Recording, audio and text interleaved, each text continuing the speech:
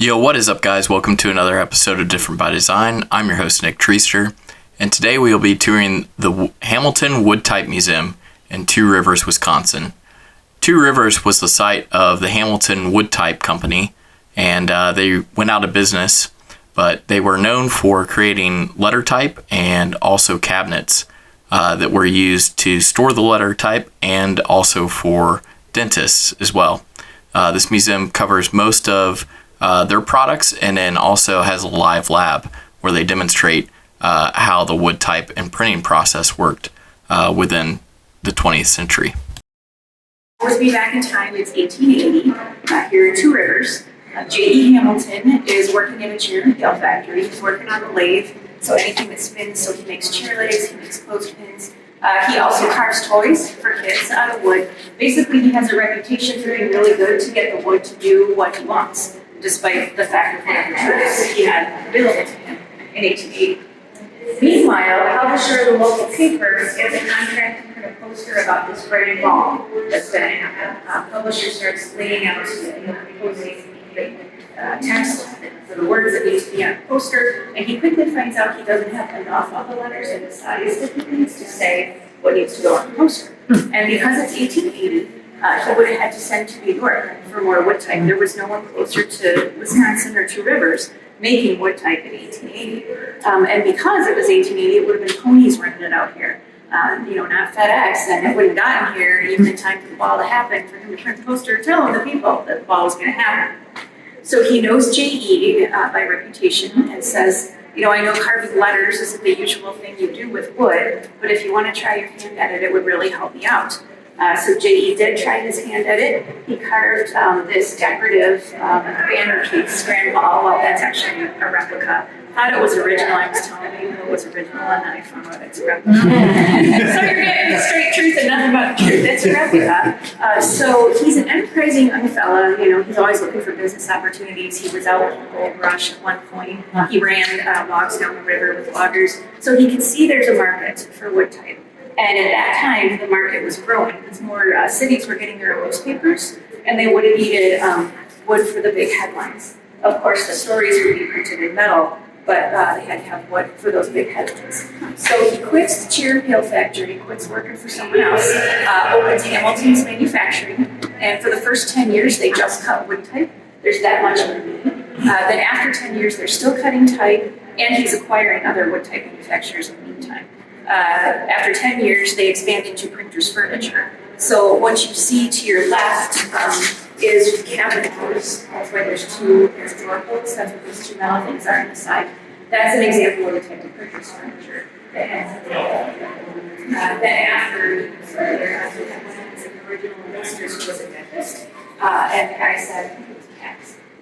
Cats or whoever, dentist said, you could really make other equipment that's similar in format, like dentist cabinets or optometrist cabinets, because they need a lot of little skinny drawers. So all the non-printed stuff is in this room, right? We're going to hit that after we hit all the stuff in this room that really is what the museum is about, which is printing and letter printing. So now we're going to talk about the wood. When the wood has to go through the diagram, this is an example of how the actual machines and what we've seen when the shop is working. The wood comes as maple, and it's properly pressed with hard nuts on wood.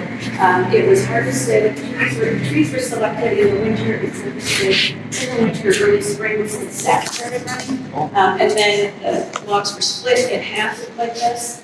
Then they were dried for a certain period of time. Then they were chopped up, on this saw. That's what this is, chopping up one of these into these, we call them half rounds.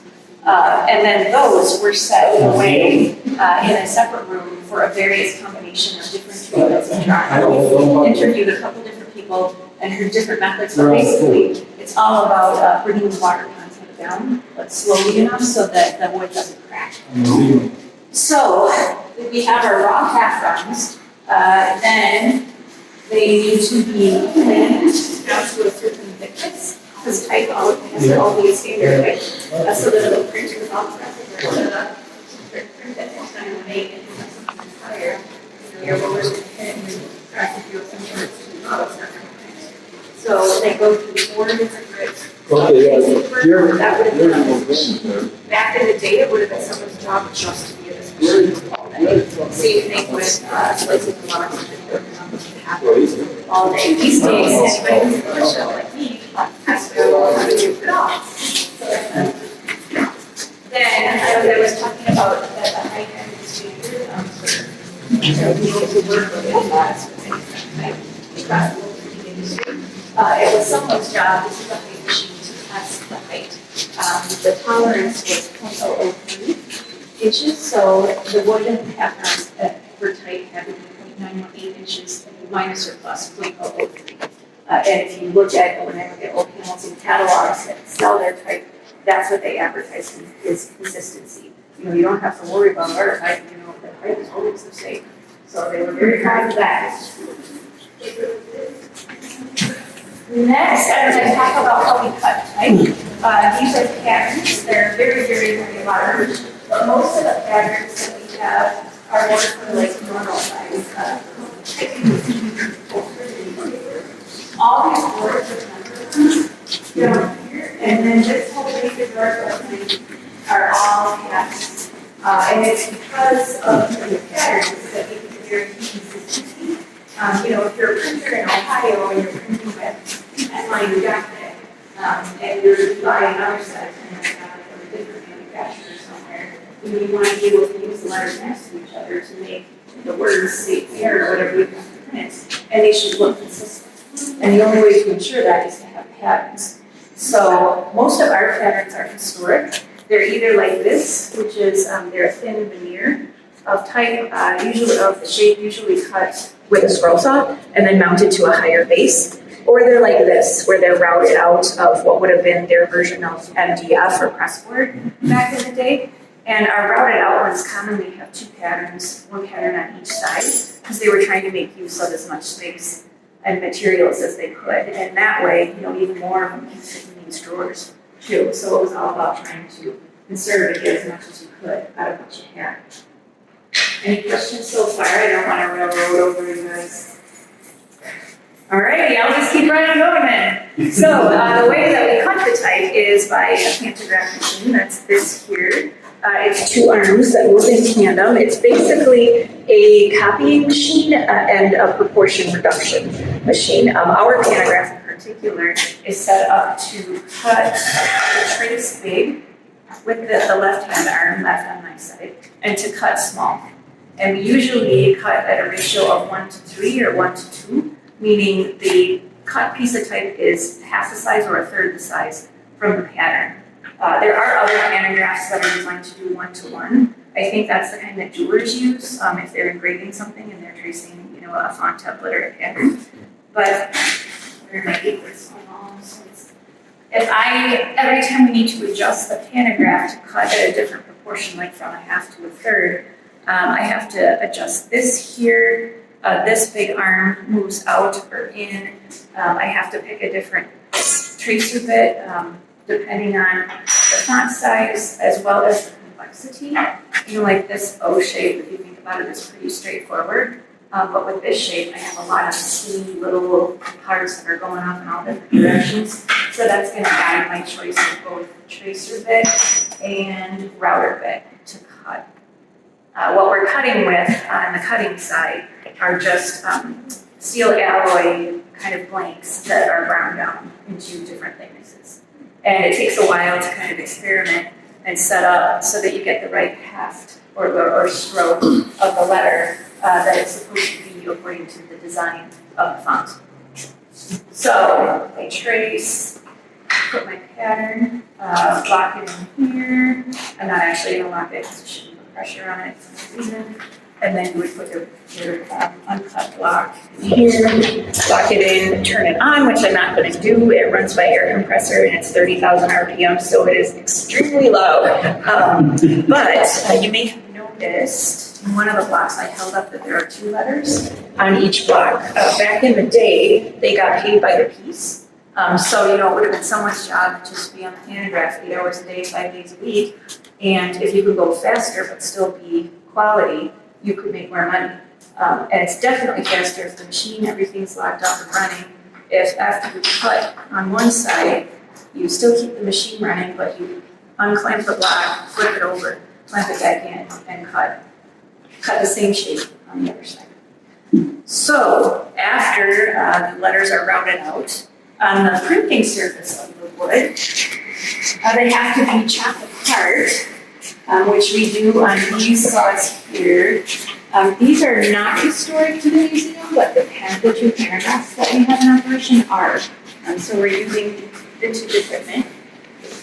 And then if you think about it, the tracer bit that I showed you and the cutter bit are both round. So on the inside of, for example, in A, they're going to leave a corner that's just slightly rounded. But the design of that pipe is such that it's supposed to come to a point. So this is where all the cut wood type ends before it's ready to go to the point that is used for print, is the trimming table. And if you can see on this A, the interior of this is a curve, and it should be a point. So that's the time at which we have to use hand tools, either X-Acto knives or punches. This was obviously used for practice, but punches to get those sharp edges and corners because the pantograph just can't do it.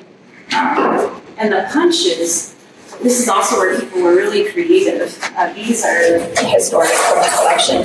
It's old files where the filing part got dull, and so people would just grind the edges to the different shapes that they needed, whether it's this triangle corner, whether it's more of a square 90-degree angle, whether there's a lot of punches that are curved on one side and straight on the other, like you can imagine the inside of that ampersand gradient. And that is the type production area. How many do we pick up for that? So that's a good question. I see a Hebrew. We do have, and we did just cut recently, Hebrew for the Minnesota Center for Book Arts over in Minneapolis. They also have some, I've seen patterns in Russian, and there's another one, but they tend to be the minority in our pattern binder. It's a lot of English. Well, some of it's all around you. We have 1.5 million pieces of wood type in the collection. We also have some metal type, but that's not what the museum focuses on. And we do believe that that is the largest collection in the world. We have been very fortunate that certain collectors of wood type have bequeathed to us, when they pass away, or sometimes their inheritors when they pass away. So we definitely didn't build collections all of our own. And we tried to pull out, varying examples, like it wouldn't always be we tried to pull some that were very round, some that were engraved. There's a few that are engraved or maybe stamped with a certain design. Like I think in one of those cases is a font where each letter has screw heads. It looks like there's screw heads in there. And we have that die backed by the border stamper. So sometimes me and some of the other people theorize how they used to produce that, because you would have to hand stamp the screws into every single letter at a certain location, and you couldn't do it on the border stamping machine, and you couldn't do it on the pantograph, so it must have just been by hand. So I'm guessing they probably charged a lot for a set of that type, because it probably costs a lot. Okay, I'm going to go see where the other group is. Paste it off their hand off. So if you will mute yourselves for a second, I'll be right back.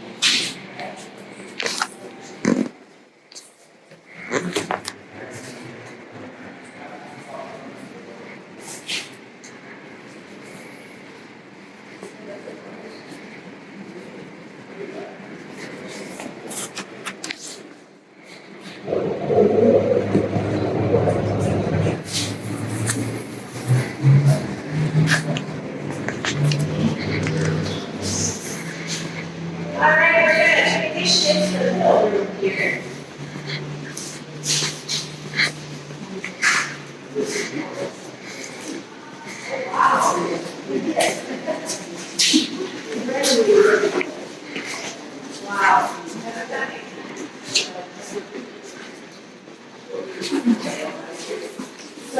in this smaller room here are some of the things that are a little bit less wood type and stone printing. We have 2 linotype machines in the collection.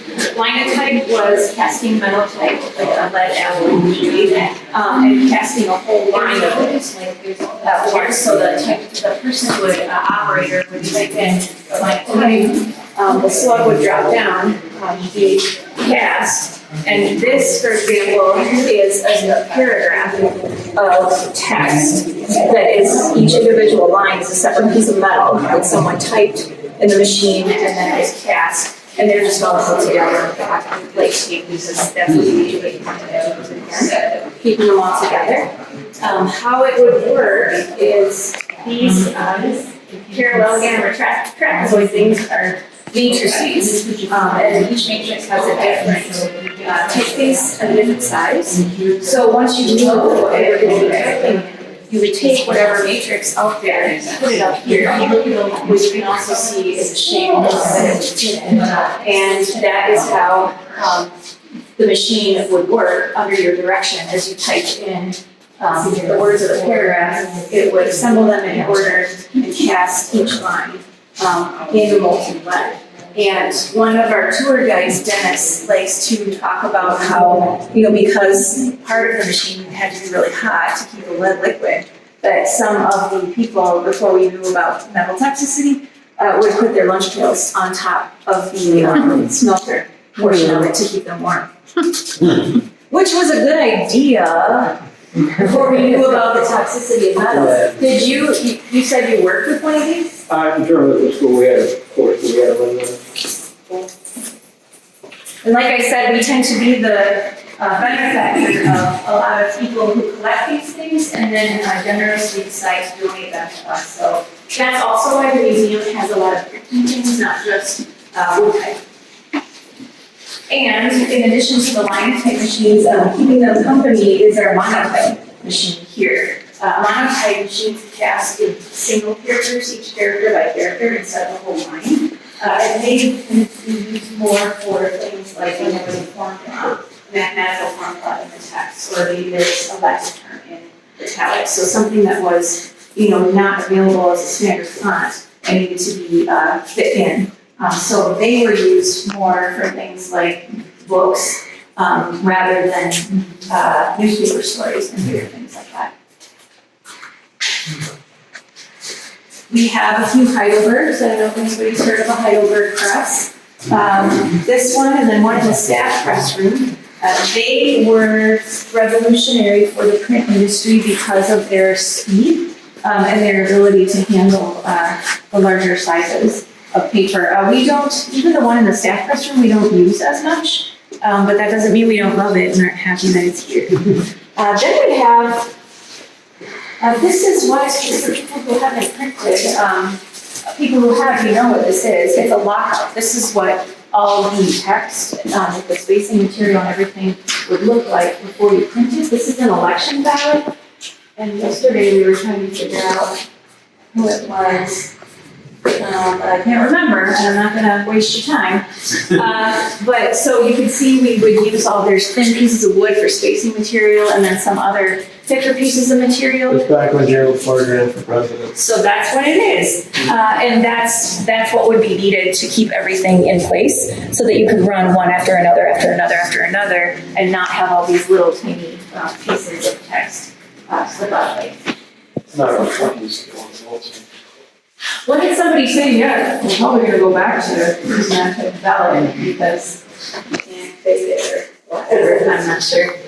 An artist who moved from Alaska donated his lithography press to us. We haven't been able to use it yet, but it's an interesting story because it had to be airlifted, I believe, out of his studio in Alaska, which is kind of remote. So airlifted, and then I think it was maybe on a barge, and then anyway, it had quite a journey getting here to us. We have not used it yet. We're working with a professor who just retired from UWGB Manitowoc, who does some lithography, to see if he would want to get it up and running and teach classes. And I don't know as much information about this. I'm not gonna talk about every single piece of equipment because I do wanna keep you on track. This is another tool that would have been in the question. It's a cutter. Anybody who's tried to cut a stack of things, you'll know that you'll get jog or shift because of the pressure. If it's not enough on top, if you have a sheet of 50 papers, it'll cut it like that. So each one is not exactly the same length. That's what high pressure and thick blade and sharp blade machines like that would have done, is enabled somebody to cut and trim a lot of quantity at once. So this is very old school, but I think it's one of the most interesting machines. It is a ruling machine, and I think that because of its complexity overall, and some of the elements are so sturdy and heavy while others are really delicate, the fact that somehow it got moved here and reassembled in place is kind of amazing to me. It, just like that fancy pattern, this came from the same place, from the familial printing place in Green Bay of our master printer, Jim. I pointed his office back there. But so this was in his grandfather's shop, brand printing. And the ruling machine was originally developed to make music sheets. So like to make the lines, and then you would write your notes in there. But eventually it was adapted for things like ledgers. So this is how, for digital printing, they would guarantee consistency of thickness on the entry lines and the columns of something like a financial ledger, for example. Ink went on the string? Well, I think the strings actually guided where the pins were going to make a line. And each of these somehow held a little pin, yeah. And then the grooves in this cylinder would keep it from shifting as it ran with the motion. So we're allowed to use strings. That's a good question. This one, because it was in a print shop, was probably used for a greater variety. Because print shops tended not to, for the most part, print newspapers. They tended to print more jobs for different clients. So like posters, flyers, programs, announcements. But yeah, some of our presses out there, like the Muni Pony, that came from the Milwaukee Journal Center. And that was So, did Hamilton mostly English, or were there German newspapers? well, so Hamilton didn't print, but the type that we cut was mostly English. We did cut some not English, but now that we have most of our patterns cataloged, I can say with confidence that most of it was English, even though we had a few that weren't. So then we have some other things here needed as a picture, a punching machine, the precursor to like our three-hole punchers. This is also a punching machine, and this is a perforator. So, and we put lines of small holes that don't tear the paper, but yet make it more easily tearable. And then this was we think it was to make an embossed. It has a decorative. It's not just for perforation. It's making it decorative impression of the paper. So that might have been something like that. I honestly found out. I think that's our signal that you're gonna switch to Stephanie. Morons? Lorianne. Oh.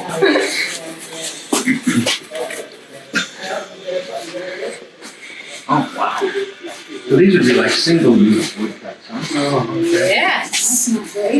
So, I don't think these are good.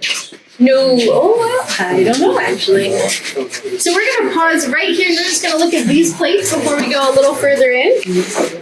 So what we have here is 3 plates that they would use. They would, what's really nice when we talk about letterpress printing is we talk about the states or the printing blocks. So you print yellow first, then you print red, then you print green, and you do it all on top of each other and you get this lovely piece that would actually be used to be printed on a cornmeal sack. So that's what you have here. But you can also take that to like bigger pieces as well. So next to me we have the coolest place in town. Can anyone guess where the coolest place in town was? Beer fridge. Beer fridge! We've gotten multiple answers I've not heard yet today. So yes, beer fridge. Any other guesses? Ice. Ice House was guessed in the first group as well. Any more? Cellar? Oh, the cellar. Yeah, so this was the theater though. The coolest place in town was you'd go and you'd watch a show. And so that's what these blocks were for. And we had someone in the group before that knew quite a bit about printing. Do we have any printers or anyone in the related fields in the group? Okay. So they were asking, they thought it was really interesting to see like the white of the paper. Yeah. Often you don't use the white of the paper as a third color. But if you got something with snow on it, that's a perfect way to do it. You got a printer here. Oh, we do? Oh, I missed you. All life, all What life. did you do, Bernie? Screen print. Burn? That's Screen right. printing. Screen printing. Oh, lovely. For what kind of businesses? Was We print everything. Decal, posters, Yep.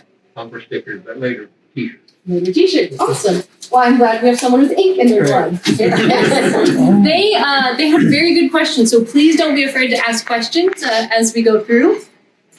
On this guy, what you would do, and we can often look at the plates themselves because these were used originally to print.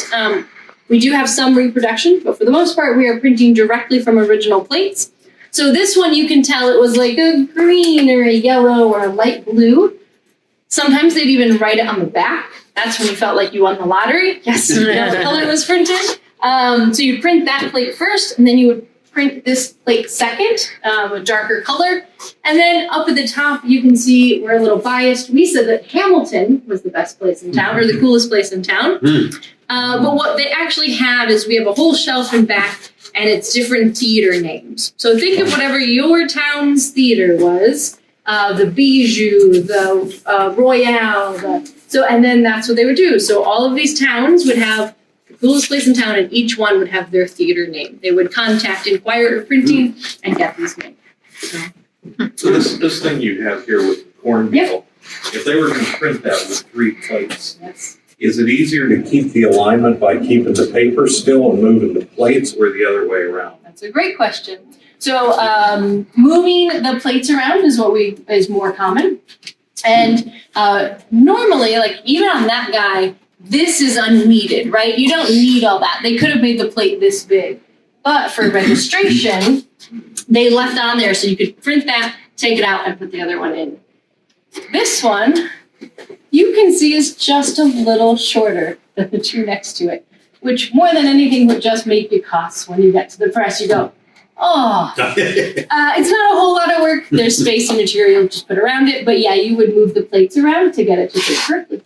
So for the most part, the paper is set up in a way that it can tightly register and hit exactly where it's supposed to every time.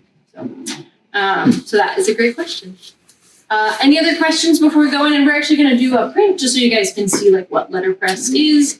On a kind of 1960s style press is what we've got. So, I do want to point out there's a beautiful lion that is right behind you over there, and that's a really great example of printing the yellow, red, blue, and then black, which is called the key plate. If you've ever heard CMYK, that's what it is. It's cyan, yellow, magenta, and black, or key.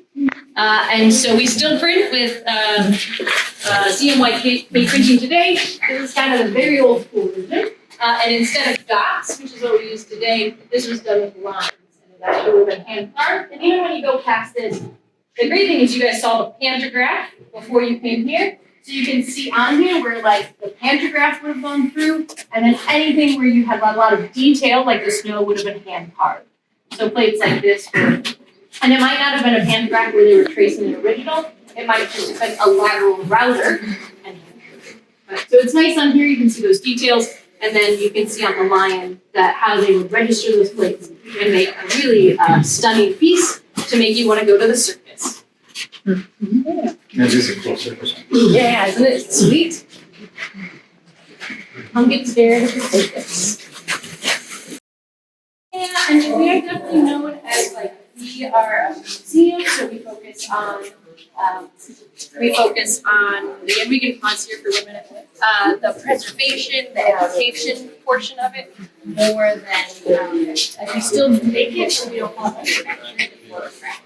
So there's 2 other guys that are making food items as well. So they moved there, but we are the ones that have the direct connection to the history of the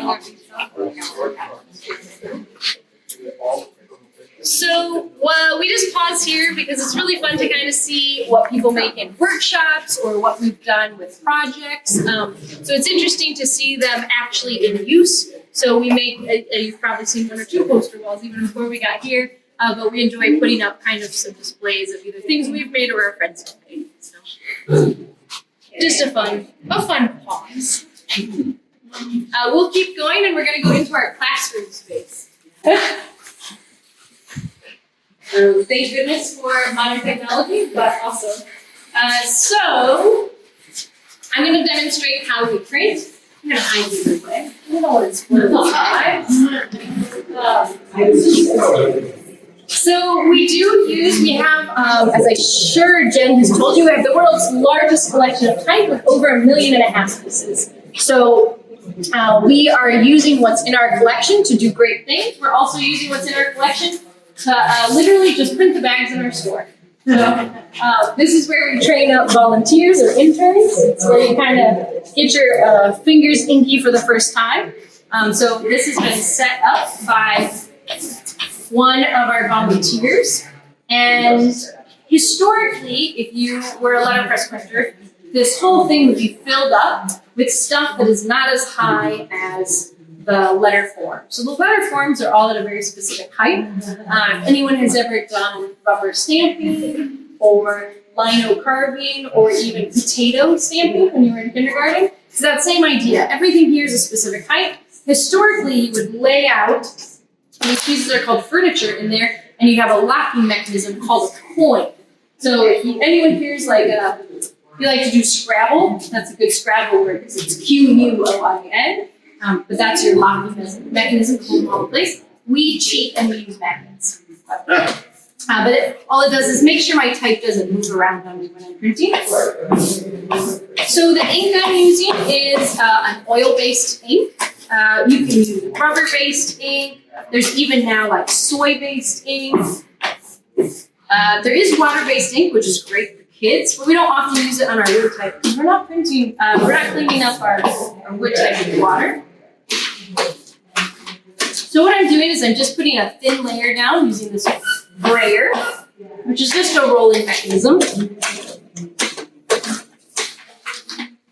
And then I've got this paper. And this was historically used for show cards, so it's just called a show card press. So if you had an event coming up, you could easily print whatever you needed. So I hold this here, I pull this across, and then we've got our, so it doesn't take a lot of pressure, and we could do a little bit more ink, like that's what we look at when we're printers, then we look at kind of all those details. And say like, okay, is it spelled right, first of all? Does it have what it's on there? Does it have the right amount of ink? And actually every time, you do have to ink it every time, because if you print it without re-inking it, it's just going to get lighter and lighter and lighter. So yeah, every time you go ahead and re-ink that guy with your brayer. I like things that you can make sure the spelling is correct, because it's amazing how you can't ever see that until it's printed. Yes, 100% will print it. Have a friend look over it. Yes, that is exactly what you need. Are your N's upside down? You know, who thought that N's could be upside down? Well, in letterpress printing, they can be. Or your S's. Those are two of the letters that look. And you look at it and you go, something's not right. You don't know what it is. Something's not right. And then we clean it up with mineral spirits. Historically, they would use white gas or kerosene. They would smoke while doing it.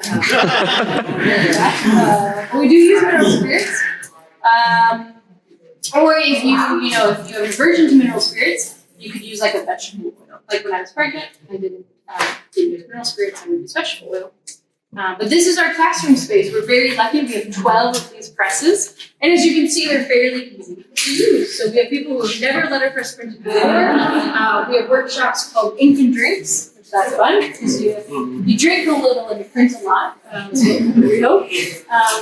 And then not the other way around. I hope there's not enough time for the other way around. Everybody is left with all their fingers attached, right?